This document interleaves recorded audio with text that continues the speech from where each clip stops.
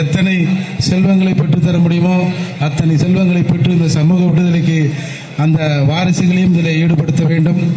இன்றைக்கு செந்தமன் சீமான் அவர்களை எந்த ஒரு விஷயமாக இருந்தாலும் சீமான் அவர்கள் பெயரை பயன்படுத்தாமல் தமிழக அரசியல்லாம் இல்லை. எவனுக்கோ ஏதோ ஒரு விழான்னா கூட அதில் சீமானை ஒரு குத்துவதுதான் இங்கே ஒரு வழக்கமாக இருக்கிறது. இன்றைக்கு பெரிய புரட்சியெல்லாம் பேசலாம். ஒரு 1 லட்சம் ரூபாய் ஒரு கர்நாடகாவில் ஒரு நிகழ்வு நடந்தது. அங்கே இருக்கிற தமிழர்கள் தாக்கப்பட்டார்கள். அந்த நிகழ்வை கண்டித்து ஒரு பேரணி தமிழகத்தில் நடந்தது. அந்த பேரணிக்கு அன்றைய நிலையில் அந்த பேரணியை பாமக நடத்தியது. அந்த பேரணிக்கு நிதி வாங்க ஒரு குழு போகிறது. அந்த குழு ஒருத்தங்கிட்ட போய் பணம் கேட்ட உடனே அவன் ஒரு 1 லட்சம் ரூபாய் தரான். 1 லட்ச ரூபாய் கொடுத்தவனே 1 லட்ச ரூபாய் வாங்கிட்டு எப்படி சும்மா வர்றது அப்படின்னு ஒரு புரட்சி தமிழன் ஒரு பட்டத்தை கொடுக்குறாங்க. அவெல்லாம் இன்றைக்கு எங்கேயோ ஒரு இடத்துல போய் பேசும்போது கூட செந்தமன் சீமானை பற்றி பேசினால்தான் அங்கே ஒரு அட்டென்ஷன் வரும் அப்படின்ற நிலைக்கு இங்கே தமிழகத்தில் ஆளாயிருக்கானுவ. நாம ஏதோ எல்லாருக்கும் பேச்சுரிமை இருக்கு அப்படின்னு எல்லாரும் அண்ணன் சீமானை தரைக்குருவாக பேசுவதை நாம் இனிமேல் அனுமதிக்க கூடாது. பேச்சுரிமை என்பது இங்க தமிழகத்தில் இருக்க தமிழன் எதை பேச சொல்கிறோமோ அதை பேசுவதாண்டா பேச்சுரிமை என்ற நிலைக்கு தமிழகம் வர வேண்டும். இந்த திருமண விழாவில் இணைந்திருக்கிற இந்த தம்பதிகள் நூடூடி பல்லாண்டு காலம் வாழ வேண்டும். இந்த சமூகத்திற்கு எப்படி அம்சத்தவர்கள் ஒரு பயனுள்ள தோழரோ, பாத்திமா அவர்கள் எப்படி ஒரு பயனுள்ள தோழரோ, அதை போல தங்கள் வாரிசுகளையும் இந்த சமூகத்துக்கு பயனுள்ள தோழர்களாகவும் தோழமைகளாக மாற்றுவார்கள் என்ற நம்பிக்கையில் எல்லா வளங்களையும் இறைவன் அவர்களுக்கு வழங்க நான் மனதார பிரார்த்திக்கிறேன். நன்றி, வணக்கம்.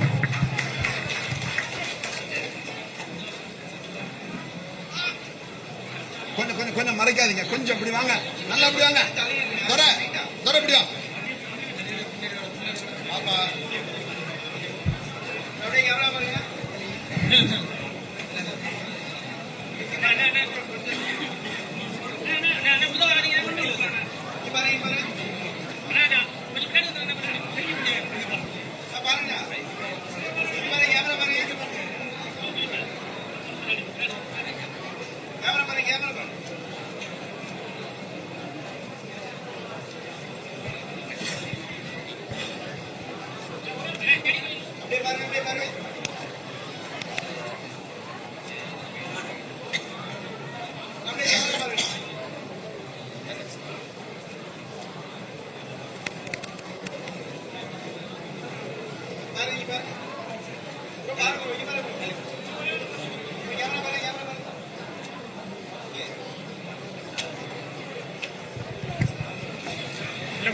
நாம் தமிழர் கட்சியின் தலைமை ஒருங்கிணைப்பாளர் அண்ணன் செந்தமிழன் சீமான் அவர்கள் மணமக்களை வாழ்த்தி உரையாற்றுவார்.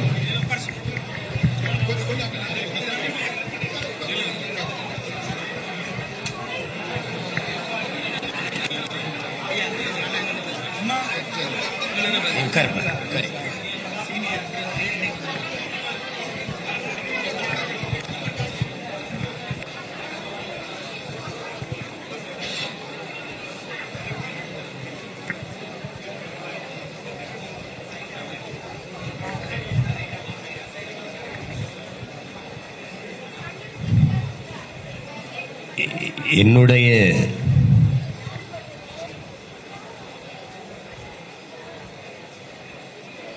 அன்பும் பாசமும் நிறைந்த என் ஆருயிர் தங்கை அனீஸ் பாத்திமா அவர்கள் தன் வாழ்வினுடைய உயிர் துணையாக, இல்லற இணையாக அன்பிற்கினிய அம்சத்தவர்களை ஏற்கிற இந்த இனிய நிக்காவிற்கு, திருமண நிகழ்விற்கு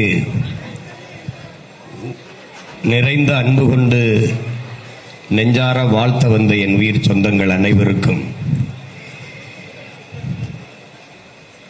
இருவரும் ஜமாத்து பெரியவர்கள், மார்க்க அறிஞர்கள்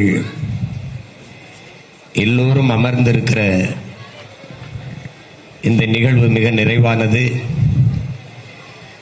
அதோடு அன்பு பிள்ளைகளை அன்பு கொண்டு வாழ்த்த வந்திருக்கிற என் உயிர் அண்ணன் இந்திய லீக் கட்சியினுடைய நிறுவன தலைவர் தடா ரஹீம் அவர்களுக்கும், புரட்சி தமிழகம் கட்சியினுடைய நிறுவனர் என் ஆருயிர் அண்ணன் ஏர்போர்ட் மூர்த்தி அவர்களுக்கும் என் அன்பையும் நன்றியும் வணக்கத்தையும் சொல்லிக் கொள்வதில் மகிழ்கிறேன். மணமகளாக இருக்கிற என்னுடைய தங்கை அனீஸ் அவர்கள், என் தம்பி ஹுமாயூன் அவர்கள் குறிப்பிட்டது போல நாங்கள் மிக எளிய பிள்ளைகள், பண்டங்கள் நெடுங்காலமாக தாழ்த்தி வீழ்த்தப்பட்ட தமிழ் சமூகத்தின் மக்கள். அவ்வப்போது எங்கள் இனங்களில் அரிய பெரிய தலைவர்கள், புரட்சியாளர்கள், போராளிகள் தோன்றியது உண்டு. ஆனால் அவர்கள் சுமந்த கனவை, கொண்டிருந்த கனவை நிறைவேற்றி வென்றதில்லை. அப்படி அரிதினும் அரிதாக எங்களுக்கு கிடைத்த தலைமை எங்களுடைய தாத்தா கண்ணியமிக்க காயிதே மில்லத் அவர்கள். அப்படி ஒரு அரசியலில் புனிதமும் நேர்மையும் உண்மையும் நிறைந்த ஒரு தலைவன் இனி தோன்றுவது அரிதினும் அரிது. அதற்கு பிறகு உணர்வை இழந்து, உரிமை இழந்து அடிமைப்பட்டு கிடக்கிற தமிழ் சமூகத்தின் எழுச்சிக்கு, குறிப்பாக இஸ்லாமிய பெரும் சமூகத்தினுடைய பாதுகாப்பிற்கு ஒரு பெரும் அரணாக ஒரு போராட்ட களத்தில் தோன்றிய புரட்சியாளன், அநீதியை கண்டு அச்சம் கொள்ளாமல் துணிந்து எதிர்ப்பவன் எவனோ அவனே உண்மையான ஜிகாத் என்று ஸல்லல்லாஹு அலைஹி வஸல்லம் நபிகள் நாயகம் அவர்கள் நமக்கு போதித்ததற்கேற்ப வந்த ஒரு புரட்சியாளன் தான் எங்கள் உயிர் அண்ணன் பழனி பாபா அவர்கள்.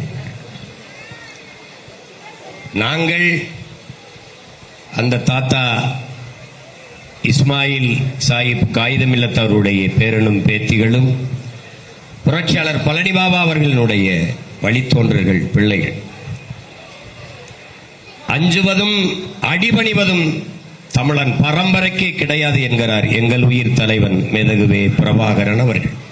அந்த வழியிலே தொடர்ச்சியாக நான் என் இனப்படுகொலை நடந்து கொண்டிருந்த போது பேசி 1.5 ஆண்டுகள் சிறைப்படுத்தப்பட்டு வெளியிலே வரும்போது என்னை ஒரு பன்னாட்டு தீவிரவாதி போல, பயங்கரவாதி போல இந்த தமிழ் சமூக மக்கள் பார்க்கும்போது, இல்லை இல்லை, இவன் என் உடன் பிறந்தவன், என் மண்ணுக்கானவன், என் மக்களுக்கானவன், என் மொழி இனத்திற்கானவன், என் நிலத்திற்கானவன், வளத்திற்கானவன், அவன் எங்களவன், என்னுயிர் அண்ணன் என்று என்னோடு வந்து உறவாக ஒட்டிக்கொண்ட மகள்தான் என் உயிர் தங்கை அனீஸ் பாத்திமா அவர்கள்.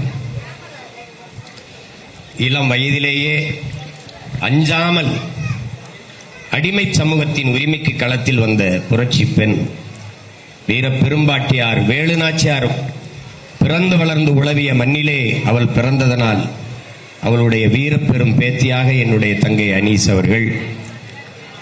அவருக்கு கல்வி கொடுக்கப்பட்டது. நல்ல அறிவார்ந்த மகளாக இந்த மண்ணிலே வளர்ந்து நிற்கிறார். என் தம்பி ஹுமாயூன் குறிப்பிட்டது போல தர்க்க அறிவில் அவளை வெல்வதற்கு எவராலும் முடியாது.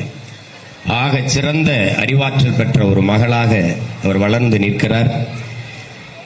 இன்றைக்கு அவருடைய உயிர் இணையாக இருக்கிற என்னுடைய அம்சத் அவர்கள் இருவரும் ஈரோடு கிழக்கு தேர்தலில் களப்பணி செய்ய வந்தபோது ஒருவர் சந்தித்தால் இரு குடும்பங்கள் அந்த இதயங்களை இணைக்கவில்லை.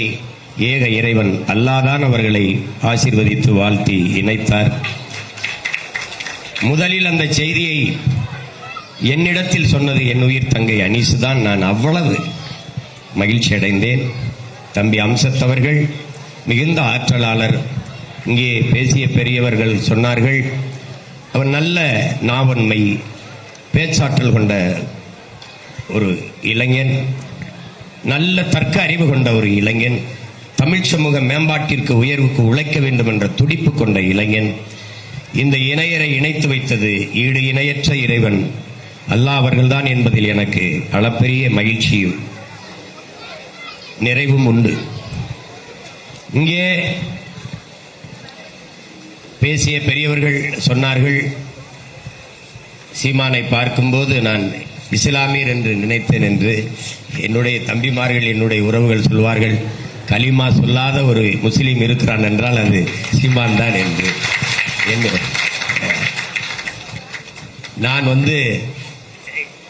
எல்லோரும் நினைக்கிறார்கள் இஸ்லாமியர் என்று நினைக்கிறார்கள். நான் இஸ்லாமியன் தான். என்னுடைய உறவினர்கள் எல்லோரும் இஸ்லாத்தில் இருக்கிறார்கள். என்னுடைய மைத்துனர், என்னுடைய தம்பி, என்னுடைய மாமன்கள், சொந்தம் எல்லாம் எனக்கு இஸ்லாத்தில் தான். நான் 6ஆம் வகுப்பில் இருந்து கல்லூரி வரை படித்தது இஸ்லாமிய பள்ளி கல்லூரியில் தான். என்னை படிக்க வளர்த்து ஆளாக்கிய பெருமக்கள் எல்லாம் என்னுடைய இஸ்லாமிய சொந்தங்கள் தான். எல்லோருக்கும் ஒரு நாள் ரம்ஜான் பெருநாள், ஒரு நாள் பக்ரீத், எனக்கு பல நாட்கள் எனக்கு ரம்ஜான் இருக்கும். அண்ணனுக்கு இந்த நாளில் எல்லோரும் பிரியாணி கொடுப்பார்கள். நாம் அடுத்த நாள் கொடுக்கலாம் என்று ஒரு மாதத்திற்கு என் உறவினர்கள் என் வீட்டிலே பண்டிகை கொண்டாடுவார்கள். அவ்வளவு நிறைந்த சொந்தங்களை கொண்ட ஒரு மகன் நான். இங்கே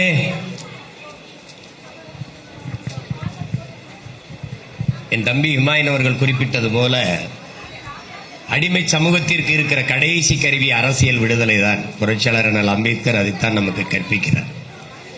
அரசியல் வேண்டாம் என்று நாம் விலகி நிற்பது வானமே இல்லாத ஊரில் வாழப்போகிறேன் என்பதற்கு ஒப்பாகும். அரசியலில் வேண்டாம் என்பது மனித உடலில் இருந்து உயிரை பிரிப்பதும் மனித வாழ்வில் இருந்து அரசியலை பிரிப்பதும் இரண்டும் ஒன்றுதான். அரசியல் இல்லாமல் ஒன்றும் இல்லை. ஆனால் நாம் நமக்கான அரசியலை செய்யாததால் நாம் இன்றைக்கு இந்த நிலையில் நின்று கொண்டிருக்கிறோம். முதலில் இங்கே இருக்கிற ஒரு இழிநிலையை நாம் போக்க வேண்டும். நாம் முதலில் ஒரு நிமிர்வு நமக்குள் வேண்டும். நாம் சிறுபான்மை என்பதை ஏற்க மறுக்க வேண்டும். நாம் பெரும்பான்மை தேசியனத்தின் மக்கள், இந்த மண்ணின் மக்கள் என்கிற நிமிர்வு நமக்கு வேண்டும். யார் சிறுபான்மை என்பதை அறிவார்ந்த தமிழ் சமூகம் கூடியிருக்கிற பெரியவர்கள் கூடியிருக்கிற இடத்தில் நான் பதிவு செய்ய விரும்புகிறேன். காகித மில்லத்தின் பேரனாக, பழனி பாபாவின் தம்பியாக, உலகெங்கிலும் மொழி வழியேதான் தேசிய இனங்கள், நிலங்கள் பகுக்கப்படுகிறது, பிரிக்கப்படுகிறது. எந்த ஒரு மனிதனையும் என் அன்பு சொந்தங்களே மதத்தின் வழியோ சாதியின் வழியோ கணக்கிடுவதே கிடையாது. மொழி வழியேதான். எழுதுங்கள் என் நெற்றியில் நான் இஸ்லாமியன் என்று என்ற முழக்கத்தை அவார் மொழி கவிஞன் ரசூல் ஹம்சத்து வைக்கல. எழுதுங்கள் என்றது நீங்க ஆழ்ந்து பார்த்தீர்கள் என்றால், எழுதுங்கள் என் நெற்றியில் நான் அரேபியன் என்றுதான் முழக்கத்தை முன்வைத்தார். இந்த நிலையில் நாம் ஒன்றை அறிந்து கொள்ள வேண்டும். இந்தியாவிலிருந்து பாகிஸ்தான் பிரிந்தது மார்க்கம். பாகிஸ்தானிலிருந்து பங்களாதேஷ் பிறந்தது மொழி. முகமது அலி ஜின்னா அவர்கள் என்னுடைய மொழி உருது ஆட்சி மொழி என்றவுடன் என் மொழி வங்காளம் என்னாயிற்று என்று டாக்கா பல்கலைக்கழகத்தில் படித்துக் கொண்டிருந்த மாணவன் முஜிபுர் ரஹ்மானும் அவன் நண்பனும் என் தாய்மொழி என்னானது என்று கிளர்ச்சி செய்தார்கள். பிரச்சனை உருவானது. 2 நாடாக பிரிந்தது. தன் மொழியின் பெயரிலேயே பங்களாதேஷ் என்று பிரிந்தார்கள். ஐரோப்பாவில் எல்லாரும் கிறிஸ்தவன் தான். ஏன் இத்தனை நாடுகள்? மொழி வழியே. அவன் பிரெஞ்சு, அவன் ஜெர்மன், இப்படி மொழி வழியே தேசிய இனங்கள், நிலங்கள். நான் இஸ்லாத்தை ஏற்றிருக்கிறேன், இஸ்லாமியன். அவன் அரேபியன், அவன் உருது, நான் தமிழன். இதுதான் என் அடையாளம். இதை அறிவார்ந்த தமிழ் சமூக மக்கள் புரிந்து கொள்ள வேண்டும். இந்தியாவிலே எத்தனையோ மாநிலங்கள் பிரிக்கப்பட்டிருக்கிறது. மதத்தின் வழியோ சாதியின் வழியோ கிடையாது. மொழி வழியே. நான் தமிழன், அவர் மலையாளி, அவர் தெலுங்கர், அவர் கன்னடர், அவர் பீகாரி, அவர் குஜராத்தி, அவர் மராட்டியர், அவர் ராஜஸ்தானி. இப்படித்தான் மொழி வழியேதான் தேசிய இனங்கள், நிலங்கள் பிரிக்கப்பட்டு நாடுகள் பிறந்திருக்கிறது. மொழிதான் ஒருவன் அடையாளம். அதை அறிவார்ந்த தமிழ் சமூக மக்கள் எண்ணிடும் நிலையை என் தம்பி தங்கைகள் புரிந்து கொள்ள வேண்டும். நான் தமிழன். எத்தனையோ ஆயிரக்கணக்கான மேடைகளில் என் உயிர் அண்ணன் பழனி பாபா முழங்கியிருக்கிறார். பேசவில்லை, முழங்கியிருக்கிறார். என்னரும் இஸ்லாமிய சொந்தங்களே என்று பேசியதே கிடையாது. என்னரும் தமிழ் சொந்தங்களே என்றுதான் பேசியிருக்கிறார். நான் தமிழன், இஸ்லாத்தை ஏற்றிருக்கிறேன். அதுதான் நாம் உணர்ந்து கொள்ள வேண்டும். இதை புரிந்து கொள்ளாது நம்மை வந்தவன் போனவன் எல்லாம் சிறுபான்மை சிறுபான்மை சிறுபான்மை.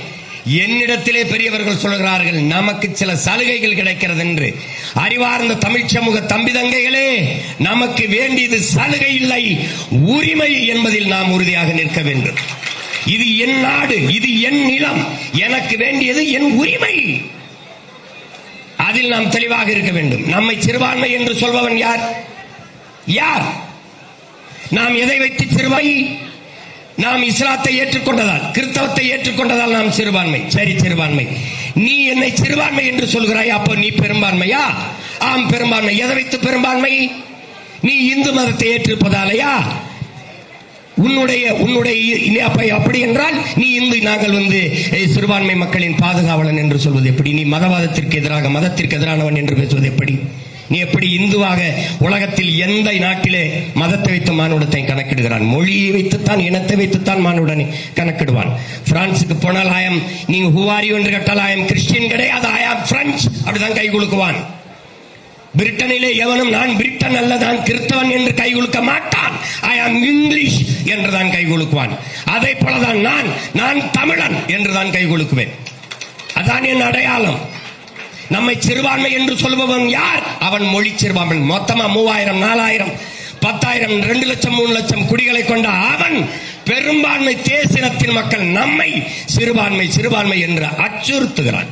யாரு சிறுபான்மை? எதில் சிறுபான்மை? இதை ஏற்கக்கூடாது. என்னிலும் இளைய என் தம்பி தங்கைகளுக்கு இந்த திமிர், இந்த பெருமிதம் வர வேண்டும். நேற்று இந்துவாக இருந்தேன், நான் இன்று இஸ்லாத்தை ஏற்றிருக்கிறேன். உங்களுக்கு உதாரணம், என்னுடைய அப்பா இசை மேதை, இசை இறைவன் இளையராஜா இந்து மார்க்கத்தை, இந்து சமயத்தை ஏற்றிருக்கிறார், வைத்துக் கொள்வோம். என்னுடைய தம்பி யுவன் சங்கர் ராஜா இஸ்லாத்தை ஏற்றிருக்கிறான். அப்பா பெரும்பான்மை, மகன் சிறுபான்மை என்பதை இந்த அறிவார்ந்த சமூகம் ஏற்கிறதா? நம்ம ஆருயிர் இளவல் இசை புயல் A.R. ரஹ்மான் அவர்கள் இஸ்லாத்தை ஏற்றிருக்கிறார்கள். அவருடைய சொந்த அக்கா மகன் தம்பி G.V. பிரகாஷ் இந்து மார்க்கத்திலே, மதத்திலே இருக்கிறான். மாமன் சிறுபான்மை, மகன் பெரும்பான்மை, மருமகன் பெரும்பான்மையா? இதை இந்த சமூகம் ஏற்கிறதா? என்னுடைய தம்பி அபூபக்கருக்கு நான் திருமணம் செய்து வைத்தேன். ஒரு தங்கை அவன் நேசித்தான் படிக்கும் போதே. அந்த பெண் இந்து மார்க்க மதத்தை ஏற்றிருக்கிறான்.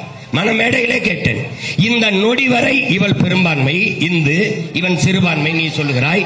இப்போது நிக்கா நடக்க போறது, நடந்து முடிந்தால் இவன் சிறுபான்மை என்று சொல்வதை எப்படி இந்த மான தமிழ் மக்கள் ஏற்பது என்பதை அறிவார்ந்த சபையிலே நான் இதை எழுப்புகிறேன். எப்படி ஏற்பது?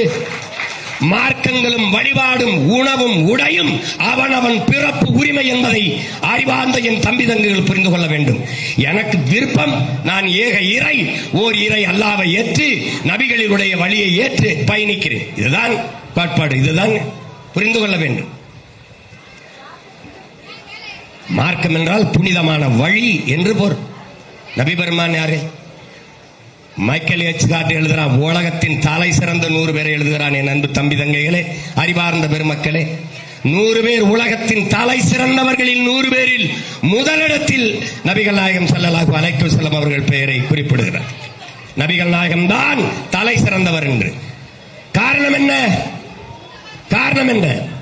அவர் மார்க்க அறிஞர், மார்க்கத்தை கொண்டு வந்தார், ஒரு பெரிய தத்துவத்தை கொண்டு வந்தார் என்பதற்காக மட்டுமல்ல, குடும்ப வாழ்க்கையில் திருமணம் செய்து அதிலே ஒரு இல்லறத்தை ஏற்றுக்கொண்ட தலைவன், குடும்ப தலைவன் எப்படி வாழ வேண்டும் என்று வாழ்ந்து உலகத்திற்கு வழிகாட்டியவர் என்பதாலும், அதிகாரத்தில் அரசாட்சி செய்கிற போது ஊழல், லஞ்சம், கொலை, கொள்ளை இந்த மாதிரி கேடுகட்ட நிர்வாகம் இல்லாது ஒரு உண்மையும் நேர்மையான ஒரு நல்ல ஆட்சியை உலகத்திற்கு சான்றாக நடத்தி காட்டினார் என்பதற்காகவும் தான் இத்தனை தலை சிறந்த பெருமக்கள் இருக்கும் போது நபிகள் நாயகம் ஸல்லல்லாஹு அலைஹி வஸல்லம் அவர்களுக்கு முதலிடத்தை மைக்கேல் எச்கார்ட் எழுதுறார். அதனால எல்லாவற்றிலும் ஏற்றுக்கொண்ட, எல்லா பொறுப்பிலும் தலை சிறந்தவராக, நிகரற்றவராக வாழ்ந்து காட்டிய பெருமகனார் ஸல்லல்லாஹு அலைஹி வஸல்லம் என்பதற்காகவே அவன் அந்த முதலிடத்தில் அவர் பெயரை பதிவு செய்கிறான். காரணத்தையும் அவனே சொல்லுகிறான். அப்படிப்பட்ட ஒரு மார்க்கத்தை ஏற்றிருக்கிற மக்கள் நாம். நபிகளாரே சொல்கிறார்கள், ஒரு காலம் வரும், அப்போது நேர்மையாக வாழ்வது உள்ளங்கையில் நெருப்பு துண்டை வைத்திருப்பதற்கு சமமாக இருக்கும் என்ற அந்த காலம் இந்த காலம்தான் அன்பிற்குரிய பெருமக்களே, இந்த காலம்தான். அதை யார் சரி செய்வது? யார் சரி செய்வது? ஒரு சீட்டு, 2 சீட்டு. எங்க அண்ணன் தடா ரஹீம் போன்றவர்கள், தடாங்கிறது என்ன? படிச்சு வாங்கின பட்டம் நினைக்கிறீங்களா? மக்களுக்காக போராடி சிறையில் சிறை தண்டனை பெற்றது தடா என்ற கொடுஞ்சட்டத்தில் சிறைப்படுத்தப்பட்ட போராளி என் அண்ணன் ரஹீம் அவர்கள். சிறுக சிறுக சிறுக சிறுக என்னை தூரத்தில் இருந்து அவர்கள் சொல்கிறார்கள், 15 ஆண்டுகளாக பெரியவர்கள் சொல்கிறார்கள், ஜமாத் பெரியவர்கள் 15 ஆண்டுகளாக என் பேச்சை கேட்கிறேன் என்று. நான் இஸ்லாமியர்களுக்கு கிறிஸ்தவர்களுக்கு எதிரானவன். பாரதிய ஜனதாவின் பி டீம் என்றால் ஏ டீம் எவன்? என்னை எவன் பி டீம் என்று சொல்கிறானோ அவன் தான் ஏ டீம். நானே எதிர் என்றால் உனக்கு யார்? என்னரும் அண்ணன் பழனிபாபா சொன்னது போல இந்த மக்கள் பாவமடா. ஒருவன் அன்பாக ஒரு வார்த்தை சொல்லிவிட்டால் இவன் நல்ல தலைவன் என்று பின் சென்று விடுவார்கள் என்றா என்று சொல்கிறார். அதான் நடந்து கொண்டிருக்கிறது. என்ன அரசியல் அதிகாரத்தை நாம் பெற்றிருக்கிறோம்? அவரே சொல்லுகிறார், அண்ணன் புரட்சியாளர் பழனிபாபாவை கற்பிக்கிறார் நமக்கு. நாம் சாதி மதங்களாக பிளந்து பிரிந்து நின்றால் பலகீனம் அடைவோம், அச்சுறுத்தப்படுவோம். மொழி இனமாக இணைந்து நின்றால் வலிமை அடைவோம், பாதுகாப்பாக வாழ்வோம் என்கிறார். எனவே என் அன்பிற்குரிய சொந்தங்கள், நாம் இஸ்லாத்தை ஏற்று இருக்கிறோம்.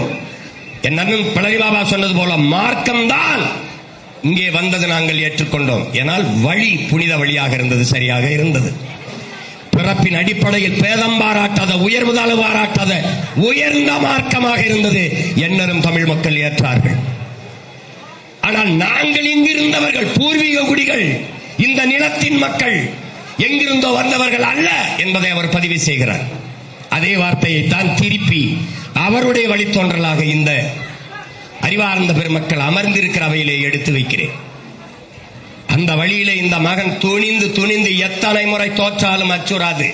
வெற்றியும் தோல்வியும் சமமாக கருதுகிறவன் எவனோ அவனை உண்மையான சிறந்த வீரன் என்பதை படித்த நான், தோற்றாலும் எழுந்து மறுபடியும் களத்திலே நிற்கிறேன்.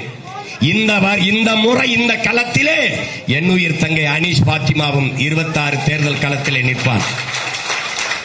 தவிர்க்க முடியாத இடங்களில் தான் ஒரு இடங்கள் ஆண் பிள்ளைகளுக்கு வாய்ப்பு கொடுக்கிறேன். மீதி எல்லா இடமும் இஸ்லாமிய எண்ணரும் தங்கைகளுக்கே வாய்ப்பு கொடுக்கிறேன். பர்தாவை போட்டுக்கொண்டு நீ பேசின அரசியலை, நம் மொழி, இனம், நிலம், வளம், அதனுடைய பாதுகாப்பு, அடிமைப்பட்டு உரிமை இழந்து நிற்கிற தமிழ் சமூகத்தின் உயர்வு, மேம்பாடு, பாதுகாப்பான நல்வாழ்வை நீ பேசு. ஓட்டு போடட்டும், போடாமல் போகட்டும், அதை பற்றி நமக்கு கவலை இல்லை. நம் பிறவி கடமையை நாம் செய்ய வேண்டும். இறுதியில் மறுமையில் ஏக இறைவன் அல்லாவிடத்தில் நீ பதில் சொல்ல வேண்டிய தேவை இருக்கக்கூடாது. என் கடனை நான் செய்தேன், அதுதான் முதன்மையானது.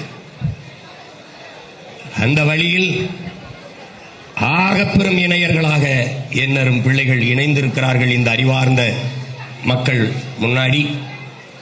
இவர்களுக்கு புதிதாக ஒன்றும் சொல்ல வேண்டியதில்லை. நிரம்ப கற்ற பிள்ளைகள், நாட்டு நடப்புகளை, சமூக பழக்க வழக்கங்களை நன்கறிந்த பிள்ளைகள். என் தங்கை மிகவும் கெட்டிக்காரி, பொறுமைசாலி, புத்திசாலி.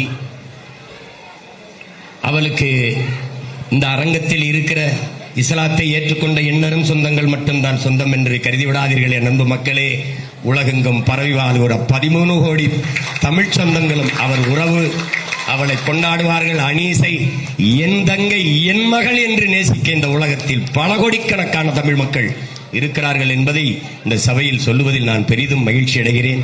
என் தங்கை அவள், என் தங்கை என்றால் என் தங்கை. அந்த தங்கை அல்லாஹ் அவர்களின் பெயரிலே வாழ்த்துகிறேன். அவளுக்கு அகத்திலும் புறத்திலும் ஏக இறைவன் அல்லாஹ் அருள் புரிவானாக. எல்லா சூழலிலும் அவளுக்கு இந்த இணையர்களை இணைபிரியாது அவன் இணைத்து பாதுகாப்பானாக. ஏக இறைவன் அளவற்ற அருளாளனும் நிகரற்ற அன்பாளனுமாகிய ஏக இறைவன் அல்லாஹ் அவர்களினுடைய அருள் கொடை இந்த அன்பு பிள்ளைகளின் மீது கிடைக்கப் பெறுவதாக. ஆமென். நன்றி, வணக்கம். நாம் தமிழர்.